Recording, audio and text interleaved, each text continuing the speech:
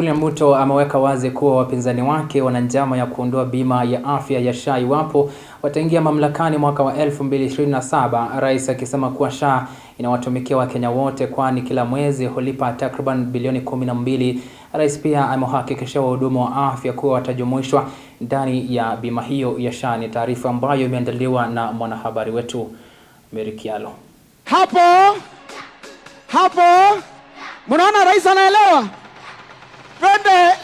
Akizungumza alipokutana na wahudumu wa afya ya jamii kutoka kaunti ya Nairobi, wahudumu takriban 7,000 katika ikulu, Rais William Ruto ametetea bima ya afya ya SHA ambayo serikali yake imeanzisha kama bima bora ya matibabu, akisema kuwa wapinzani wake wana njama ya kufutilia mbali bima ile iwapo watachukua usukani baada ya uchaguzi mkuu wa mwaka 2027. Wale wanajaribu kushindana na mimi wanasema watakuja kufutilia mbali mambo ya SHA, warudishe ile ya NHIF. Mimi nawauliza, jameni, those people who are telling us we go back to a system that was not working are a very risky lot for our nation.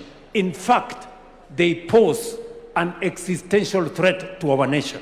Rais akiweka wazi kuwa SHA inatoa bilioni 12 kila mwezi ikilinganishwa na bima iliyotolewa ya NHIF ambayo ilikuwa inatoa bilioni 5.6 kwa miezi mitatu, akisema kuwa SHA imeimarishwa ili kutumikia Wakenya na kuimarisha afya ya Wakenya. NHIF ilikuwa inalipa bilioni 5.6 kwa miezi mitatu. Leo SHA inalipa shilingi bilioni 12 kila mwezi. I mean, honestly, good people, we must be honest with ourselves. We must speak the truth. We must leave politics aside. Mkutano nikienda katika duniani, your program of introducing universal health coverage is celebrated. Aidha, Rais amewahakikishia wahudumu hawa kuwa serikali ya kitaifa tayari imewekeza pesa taslimu za kuwajumuisha katika mpango wa bima ya afya ya SHA, akimtaka waziri wa afya Aden Duale kuhakikisha kuwa wahudumu hawa wote wanajumuishwa ndani ya bima ile. We'll make sure that every community health promoter has SHA as a coverage.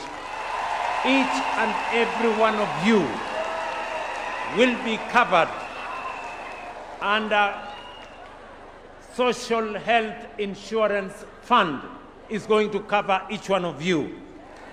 Na namwambia Waziri Aden Duale, tayari tuko na pesa ya kulipia hawa community health promoters shilingi milioni 390 kila mmoja wao. Nauliza hiyo pesa sasa ipelekwe kule kwa SHA. Mary Kialo, Undugu TV.